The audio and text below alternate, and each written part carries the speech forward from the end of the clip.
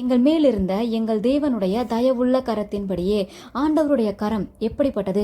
பைபிளில் நிறைய இடத்துல கர்த்தருடைய கரம், தேவனுடைய கரம் சொல்லியிருக்கோம். ஆண்டவருடைய கரம் எங்கெல்லாம் நீட்டப்பட்டதோ அந்த அத்தனை இடங்களிலும் அற்புதம் நடந்திருக்கு. ஆண்டவருடைய கரம் தயவுள்ள கரம், இரக்கம் செய்கிற கரம், வல்லமையுள்ள கரம், பெரிய காரியங்களை உங்களுக்காக செய்யும். அது ஆண்டவருடைய கரம் தாவீதோடு கூட இருந்துச்சு, சாலமோனோடு கூட இருந்துச்சு, எலிசாவின் மேலே இருந்த கரம், நிறைய பரிசுத்தவான்கள் மேலே கூட இருந்த அந்த தேவனுடைய கரம் இன்றைக்கு உங்கள் மேலே உங்கள் கூட இருக்க போகுது.